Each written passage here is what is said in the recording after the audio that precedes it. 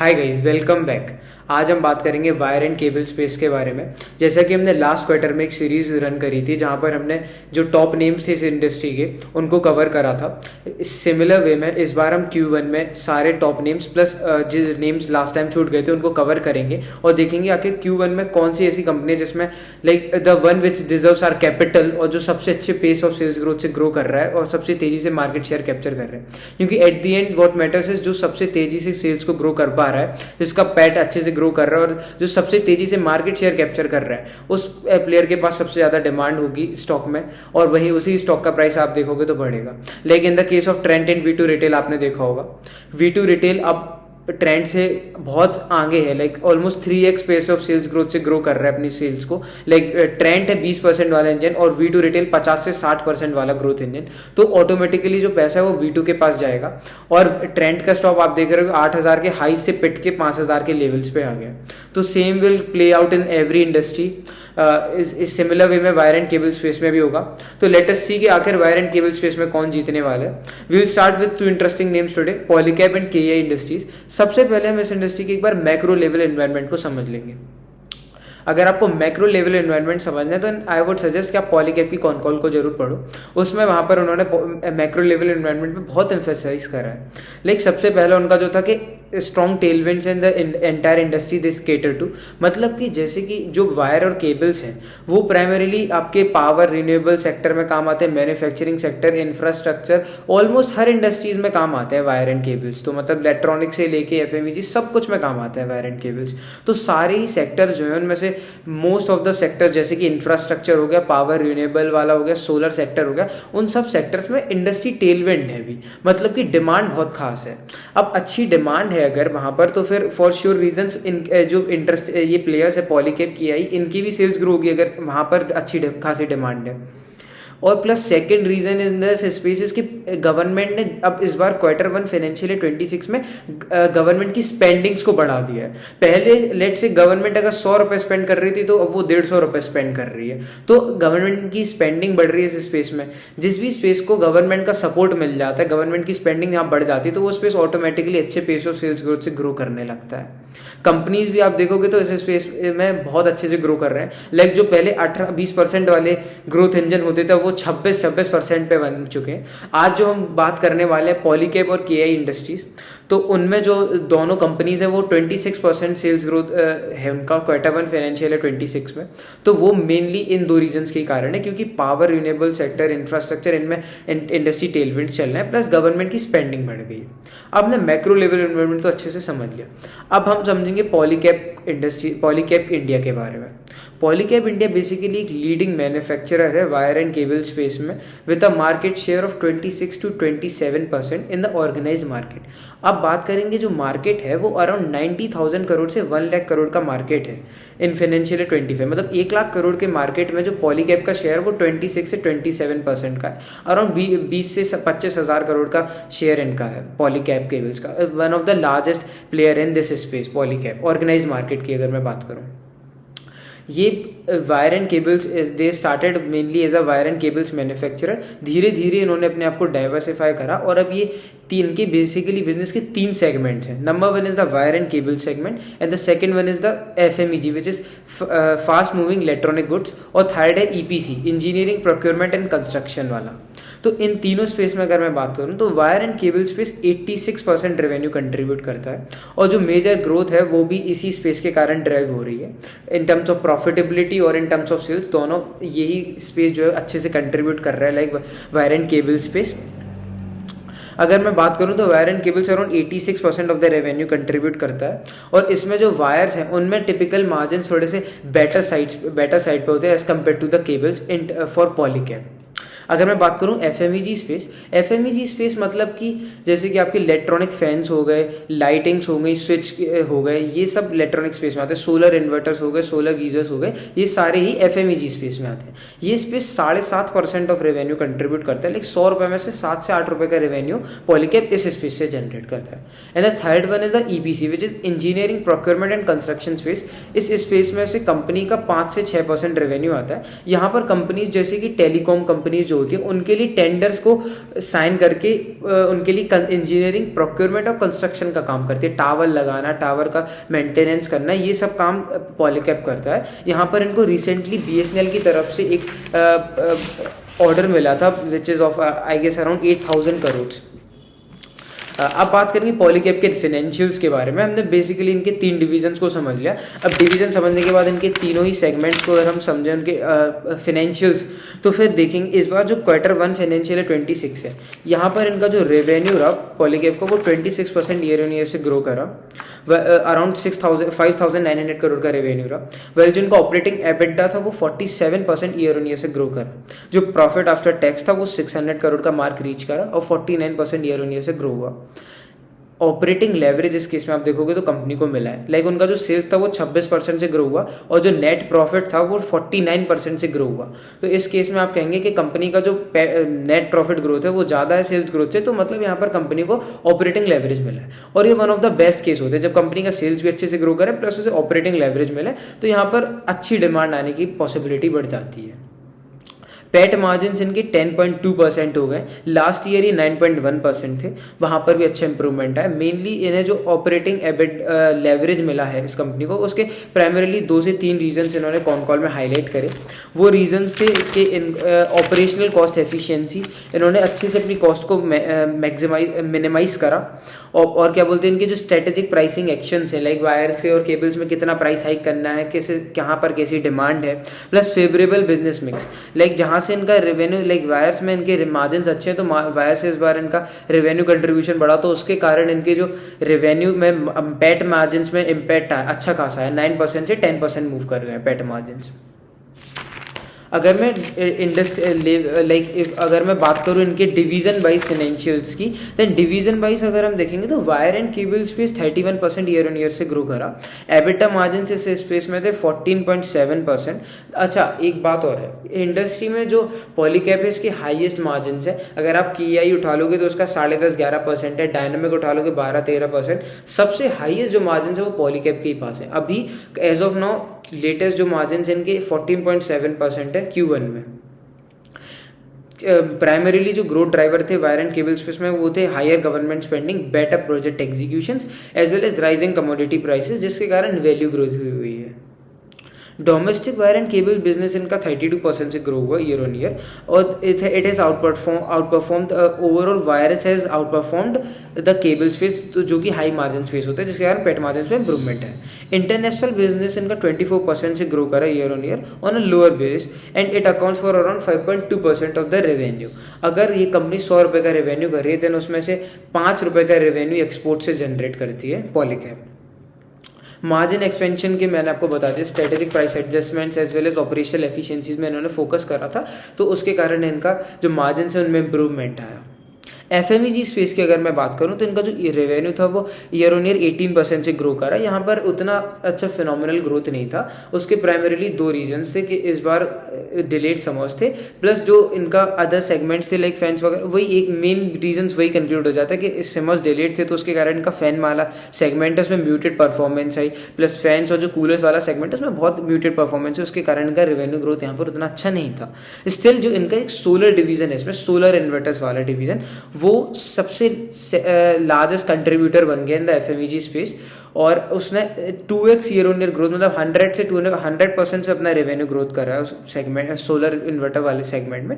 और एक अच्छी चीज़ ये हुई है कि FMEG बिजनेस में यहाँ पर इनका सेकंड प्रॉफिटेबल क्वार्टर अगर मैं बात करूँ अभी तक एज ऑफ नाउ, अगर मैं बात करूँ तो इनके केवल लास्ट क्वार्टर Q4 से ही इन्होंने प्रॉफिटेबल टर्न हुए हैं। Q1 में इन्होंने पहली बार अपना प्रॉफिट इतना हाई मार्जिन पे करा, लाइक 1.1% के इनके एबिटा मार्जिन से लास्ट Q4 में इनके अराउंड 0.77% थे।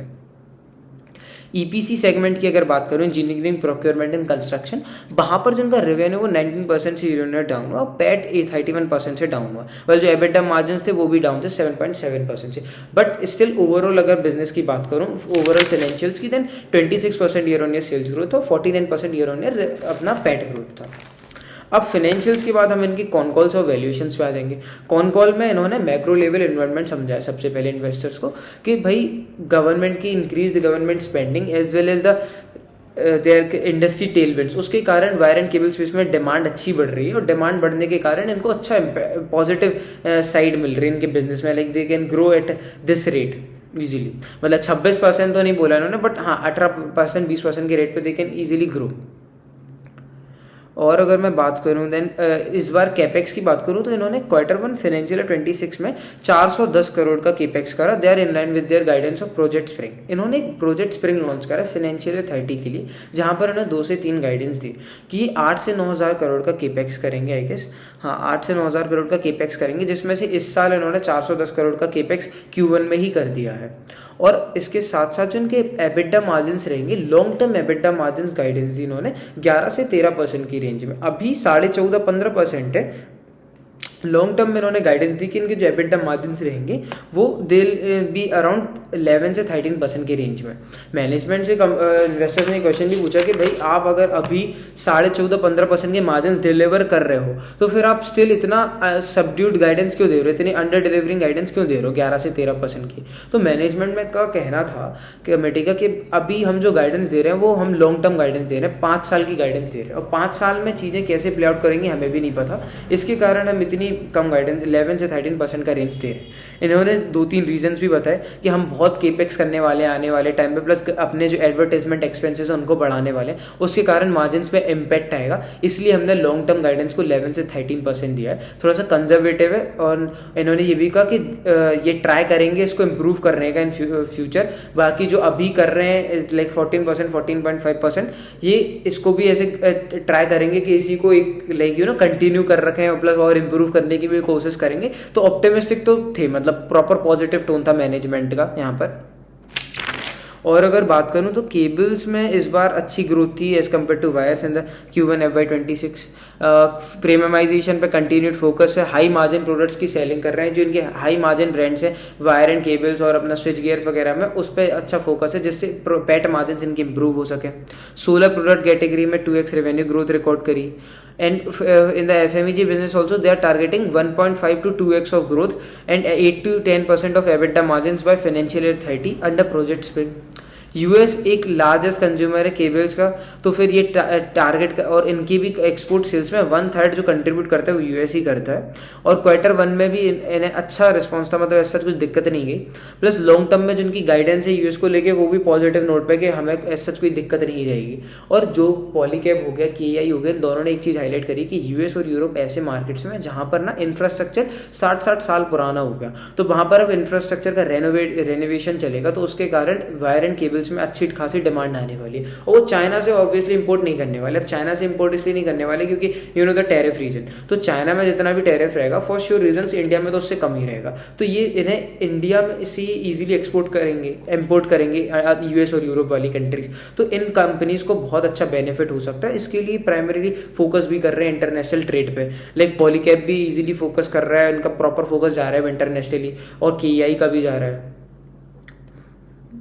ऑस्ट्रेलिया में इन्होंने बात करा कि यूएस और यूरोप में तो पॉजिटिव सीन है। ऑस्ट्रेलिया में इन्होंने थोड़ा सा कहा कि चाइनीज सप्लायर्स थोड़े से लाइक एंजॉय करते हैं हाई मार्केट शेयर। वहाँ पर अगर आपको मार्केट शेयर लेना है तो फिर आपको प्राइसिंग्स में थोड़ा सा कंट्रोल करना पड़ेगा, एंड दे आर कॉन्फिडेंट कि हम कर लेंगे, थोड़ा थोड़ा प्राइसिंग्स को कंट्रोल करेंगे और फिर धीरे धीरे वहाँ पर मार्केट शेयर कैप्चर करना शुरू करेंगे।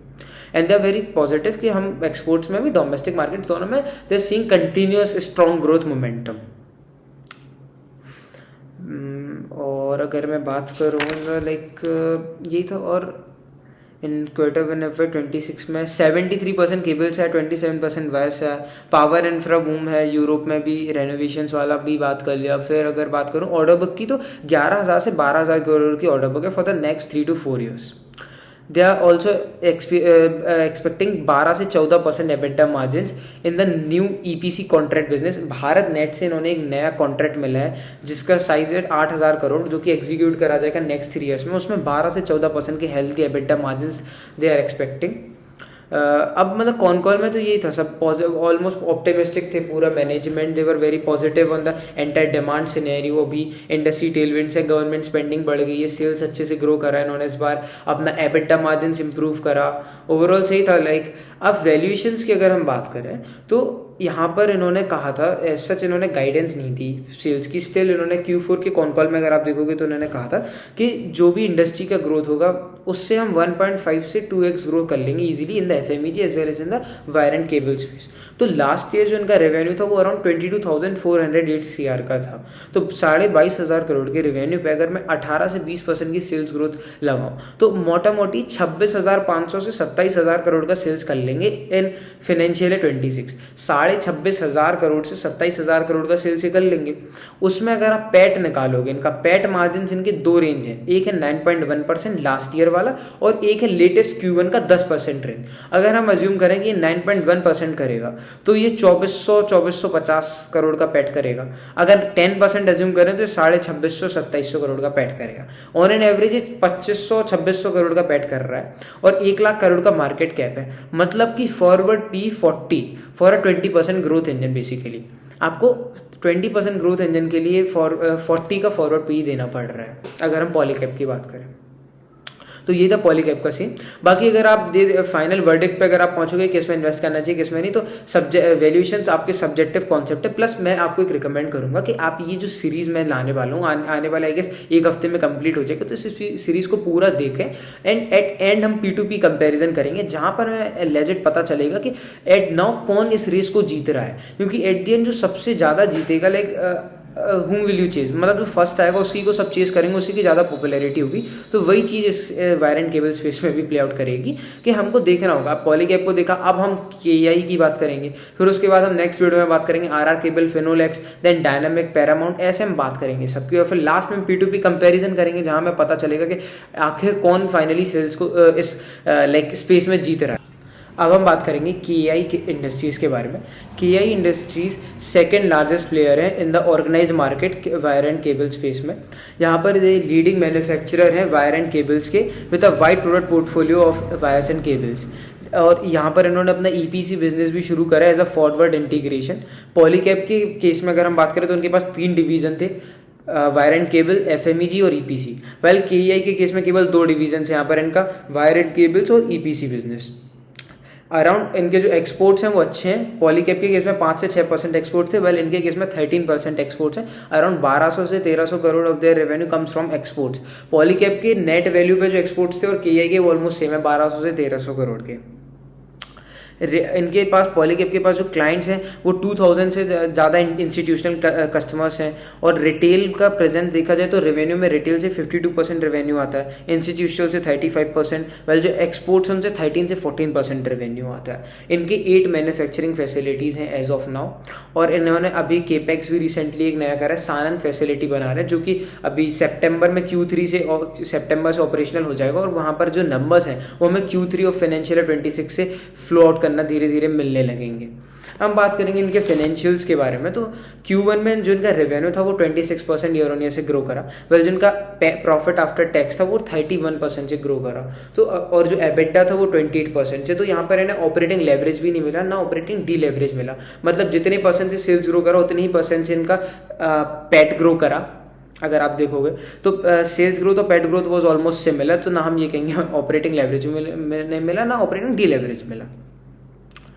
अब इनकी कॉनकॉल की अगर मैं बात करूं तो overall wire and cable segment में इन्होंने कहा कि ये जो सेगमेंट था वो अराउंड हमारा 32% ईयर ऑन ईयर से ग्रो करा as compare to the previous year. Same as Polycab. Polycab का भी 31% से ग्रो करा था वायर एंड केबल स्पेस, और इनका भी 32% से ग्रो करा। EPC सेल्स में इन्होंने कहा जो इनका सेकेंड डिवीजन है वहाँ पर 53% से डिक्लाइन हुई थी सेल्स। उसका प्राइमरीली एक ही रीज़न था, क्योंकि लास्ट ईयर एक इनका प्रोजेक्ट चल रहा था जो कि प्रोजेक्ट इस साल नहीं था, तो उसके कारण सेल्समैन के नंबर्स पे इम्पैक्ट आया है। अब इन्होंने अपनी नई फैसिलिटी का स्टेटस बताया कि जो एक नई फैसिलिटी बना रहा है सानंद राजस्थान में, वहाँ पर इन्होंने QIP fund as of now 913 crore के पूरे डिप्लॉय कर दिए। मतलब अराउंड 900 करोड़ का केपेक्स कर चुके हैं सानंद फैसिलिटी के लिए। और ये कैपेसिटी अभी सितंबर से ऑपरेशनल हो जाएगा, जिसके जो रेवेन्यू में कंट्रीब्यूशन है वो हमको Q3 से देखने को मिल जाएंगे। अगर मैं बात करूं टिल 30 जून टोटल सानंद फैसिलिटी का केपेक्स अराउंड 900 करोड़ का केपेक्स जैसे मैं आपको बता चुका। और जो अदर 600 से 700 करोड़ का केपेक्स है वो नेक्स्ट 9 मंथ्स में हो जाएगा। प्लस जो 300 से 400 करोड़ का रिमेनिंग है वो H1 FY27 मतलब अगले एक साल के अंदर में ऑलमोस्ट 1000 करोड़ का केपेक्स और होगा सानंद फैसिलिटी में। अभी तक 1000 का हो चुका है और अगले एक साल में 1000 और होगा, ऑलमोस्ट 2000 करोड़ का, जिसके लिए उन्होंने QIP रेस करी थी, मतलब मार्केट से पैसा उठाया था क्वालिफाइड इंस्टीट्यूशन इंस्टीट्यूशनल प्रोग्रामिंग, तो वहाँ से जो पैसा उठाता है वो अगले 1 साल तक पूरा ही डिप्लॉय कर देंगे इस कैपेसिटी को बिल्ड करने में। कमर्शियल प्रोडक्शन इनका शुरू हो जाएगा अभी सितंबर 25 से, और इनका जो रेवेन्यू वो कंट्रीब्यूशन आने लगेगा धीरे धीरे Q3 से। And they are hopeful to achieve 18% growth in financial year 26। जो इनकी गाइडेंस, इन्होंने इस बार गाइडेंस दिया था अराउंड 18 से 19% से ये फाइनेंशियल ईयर 25 में ग्रो करेंगे, 26 में। और अगले साल से जब इनकी कैपेसिटी बन जाएगी सानंद वाली, सानंद फैसिलिटी बनने के बाद ये ईजिली 20% के ऊपर से ग्रो कर पाएंगे अपनी सेल्स को अगले 2 से 3 साल के लिए। अगर हम बात करेंगे तो एबिटा मार्जिन्स में इन्होंने जो गाइडेंस दिया था वो it is around close to 11%, 10.7 से 11% के रेंज में एबिटा मार्जिन्स की गाइडेंस है इनकी। और इनका जो केबल सेगमेंट है उसमें अच्छी खासी ग्रोथ होनी चाहिए इनके कंपनी के मैनेजमेंट के हिसाब से, क्योंकि वहाँ पर ज़्यादा टेलविंड्स हैं एज केबल सेगमेंट में। They are also targeting 2 new countries in exports. इन्होंने यूएस और यूरोप पे अपना टारगेट करा है। यूएस और यूरोप को एडिशन कर रहे हैं एज अ न्यू क्लाइंट, क्योंकि वहाँ से इन्हें अच्छी खासी डिमांड आने वाली है। जैसे कि मैंने आपको बताया था कि वो रेनोवेशन वाला होना है काम पॉलीकैब के केस में, तो यूएस एंड यूरोप में इंफ्रास्ट्रक्चर बहुत पुराना हो गया। अब रेनोवेशन वगैरह होंगे वहाँ पर तो वायर एंड केबल की डिमांड बढ़ेगी और ये कंपनीज वहाँ पर ईजिली प्ले आउट कर सकते हैं, क्योंकि इनको अच्छा एक चांस मिलेगा, क्योंकि चाइना +1 वाली थीम प्ले आउट कर रही है इन द यूएस। करेंटली अगर हम बात करेंगे तो एक्सपोर्ट में केवल इनके जो, अब आप कोई भी चीज़ एक्सपोर्ट करते हो तो हम यही कहते हैं प्राइमरीली कि यार डोमेस्टिक बेचने में लेट से अगर 10% का मार्जिन होगा, तो अगर आप एक्सपोर्ट कर रहे हो तो उसमें थोड़ा सा ज़्यादा होगा, 12% 13% होगा। पर इन केस ऑफ KEI ऐसा कुछ नहीं है, मार्जिन डिफरेंस केवल आधा % का है, यानी कोई फर्क नहीं पड़ता कि इनका कहाँ जा रहा है। इनका प्राइमरीली गोल तो रहता है कि इन्होंने जो गाइडेंस दिया 18 से 19% का और एबिटा मार्जिन ऑफ 11%, ये उसको बीट कर सकें। हालांकि ये ट्राई करते हैं मैक्सिमाइज करना चीज़ों को, बट स्टिल इनका जो सीन रहता है वही यही रहता है कि भाई हमने तो जितना बनाया हमको उतना बेचना है। अब वो एक्सपोर्ट्स में जाए, चाहे डोमेस्टिक जाए, चाहे इंस्टीट्यूशनल जाए, इनको कोई फर्क नहीं पड़ता। इससे इन्होंने सीधा इन्होंने कॉल में मैनेजमेंट ने हमको समझाई चीज़ लाइक।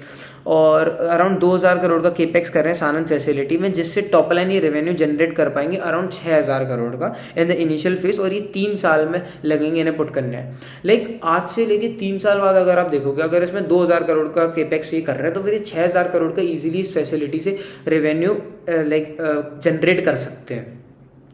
इन्होंने मैनेजमेंट ने एक चीज़ और ऐड करी कि दे बेसिकली अगर आप देखोगे तो इन्हें ना हर साल कम से कम 500 से 700 करोड़ का केपेक्स ईयर ऑन ईयर करना ही होता है, जिससे ये 18 से 20% की ग्रोथ से इजीली ग्रो कर सके, like 1.5x of the industry growth. क्योंकि इन्हें इंडस्ट्री ग्रोथ को अगर बीट करना है तो फिर इन्हें 500 से 700 करोड़ का केपेक्स करना ही होगा, और ये हर साल अगर आप देखोगे तो करते ही जा रहे हैं। और अगर बात करें तो कॉल में इन्होंने बताया कि इन्होंने 2 नए लैंड्स लिए, एक सानंद में और एक राजस्थान में। सानंद में इन्होंने एक और नया प्लॉट लिया है for the backward integration, like wire and cables में बैकवर्ड इंटीग्रेशन के लिए। अब बैकवर्ड इंटीग्रेशन जिन्हें नहीं पता, तो बेसिकली होता क्या है कि आपने लेट से वायर बनाई, वायर में जो रबड़ लग रहा है या फिर कोई भी छोटा पार्ट है, तो अभी पहले आप उसको बाहर से खरीद के ला रहे थे, पर अब आप क्या करोगे, आप एक फैसिलिटी डालोगे और आपको खुद उसको बनाओगे, खुद उसमें लगाओगे, तो फिर आपकी कॉस्टिंग बचेगी। तो वही कहलाता है बैकवर्ड इंटीग्रेशन। बैकवर्ड इंटीग्रेशन के लिए ये इन्होंने एक नया लैंड एक्वायर करा सानंद में, प्लस राजस्थान में भी इन्होंने एक लैंड एक्वायर करा। जब सानंद का काम कंप्लीट हो जाएगा उसके बाद ये राजस्थान के प्लांट पर धीरे धीरे काम शुरू कर देंगे। They will keep growing at 19 से 20% कहेगा, इन्होंने गाइडेंस दी इस चीज़ का। प्लस और ओवरऑल टोन ऑप्टिमिस्टिक था मैनेजमेंट का, and they are very hopeful to achieve their guidance, और they are also very conservative on their guidance. और ये कह रहे हैं कि हम आउटबीट तो करेंगे, फार बेटर करेंगे इस फाइनेंशियल ईयर में, फाइनेंशियल ईयर 26, मतलब 18% की गाइडेंस इनकी। तो वो कह रहे हैं मतलब थोड़े से कंजर्वेटिव में 2-3% हो सकता है, मे बी 22% कर दें, 23% कर दें, ऐसा भी हो सकता है। अब बात करेंगे हम वैल्यूएशंस की, तो इनके जो एक्सपेक्टेड सेल्स है, अगर हम 20% की ग्रोथ को लेके देखें तो 11,700 करोड़ का सेल्स एक्सपेक्टेड है। करेंट एबिटा मार्जिन इनके 10% थे। अब उसमें अगर आप पैट कैलकुलेट करोगे तो वो 7.1% का है। अगर आप फ्यूचर की गाइडेंस देखोगे तो फ्यूचर की गाइडेंस 11% की है। तो पैट मार्जिन अगर आप देखोगे तो यू कैन ईजिली से कि 7.5% के पैट मार्जिन तो कर सकते हैं, मतलब उस हिसाब से 900 करोड़ का अराउंड कर लेगा, मतलब आई गेस 900 करोड़ का पैट कर लेंगे 9% के एबिटा मार्जिन अगर हम देखें इनके 9 से 10%, 7.5% के मार्जिन में। तो अगर आप फॉरवर्ड पी कैलकुलेट करोगे तो अभी कंपनी की वैल्यूएशन है 36,000 करोड़। 36,000 करोड़ डिवाइड बाई 900 मतलब 40 का पी आ रहा है फॉर 20% ग्रोथ इंजन। अब सबसे सबसे ताज्जुब की बात ये, मतलब सबसे हंसी की बात ये कि पॉलीकैब को ले लो, KEI को ले लो, दोनों ही 20% के ग्रोथ इंजन अभी हमें, जो हम इतना ज़्यादा कमिट भी नहीं कर सकते, क्या पता है 25% ना हो। KEI का तो मुझे लग रहा है 20 से 21% के रेंज में रहेंगे। पॉलीकैब का हो सकता है वो थोड़ा सा 20% के नॉर्थ 22-23% कर दे। तो अगर हम स्टिल कंजर्वेटिव साइड पे देखें तो दोनों ही, अगर हम 20% के ग्रोथ इंजन एज्यूम करें, 20% के ग्रोथ इंजन ने फॉरवर्ड पी जो आ रहा है दोनों का 40 आ रहा है, मतलब दोनों आपको सेम वैल्यूएशन पे मिल रहे हैं, चाहे पॉलीकैब हो चाहे KEI हो। अब आप इसमें डिफरेंशिएट कैसे करोगे? अगर मैं मार्केट में सोचूं कि केवल 2 कंपनीज है, लेट्स से, बड़ा इंटरेस्टिंग केस है, डिस्कस करें। पॉलीकैब है, KEI है। पॉलीकैब स्पेस का बादशाह है, लीडर है, और वो 26% से अपनी सेल्स को ग्रो करा इस बार। KEI है वो सेकंड नंबर पे, वो 26% से सेल्स को ग्रो करा। पर जो पैट है और जो एबिडा मार्जिन है वो पॉलीकैब के बेटर है as compare to the KEI। Polycab कितना करा? 50% से नेट प्रॉफिट ग्रो करा, और जो अपना KEI है वो अराउंड 30% से ग्रो करा। तो मैं कहाँ करता अगर 2 ही कंपनीज होती, लेट्स से पॉलीकैब और KEI होता वायरेंट केबल स्पेस में, तो मैं फॉर श्योर रीजंस पॉलीकैब को करता। क्योंकि समझो, एक तो पॉलीकैब इस स्पेस में लीडर है, इतना सिग्निफिकेंट मार्केट शेयर है उसके पास, अराउंड 1/3 मार्केट शेयर है, 26 से 27%, 1/4 मार्केट शेयर है उनके पास। तो वहाँ पर उसके बावजूद, इतना बड़ा मार्केट शेयर होने के बावजूद आपका जो वैल्यूएशंस है, तो एज कम्पेयर टू KEI वो तो बेटर ही है जब आप सेम ग्रोथ पे ग्रो कर रहे हो। आप पॉलीकैब इतना हाई बेस होने के बाद भी 20% पे ग्रो कर रहा है और KEI भी 20% पे ग्रो कर रहा, तो फॉर श्योर रीजंस में पॉलीकैब पे पैसा डालता, और इनको पेट मार्जिन भी इनके बेटर है, तो फॉर श्योर रीजंस हम पॉलीकैब में ही पैसा डालते हैं। बट स्टिल यहाँ पर और भी companies in this space, around 10 companies और होंगी जो अच्छी होंगी इस स्पेस में, तो हमें उनको भी डिस्कस करना होगा कि वो कैसा ग्रो कर रहे हैं। लेट्स से कोई एक ऐसा कंपनी आता है जो भाई 50% से सेल्स ग्रो कर रहा, 100% से पेट ग्रो कर रहा, तो भाई हम वहाँ पैसा डालेंगे। तो दैट्स द एंटायर गेम। तो stay tuned for the more episodes of this series. बाकी that's all for the day. Signing off, Raghav Tikaria.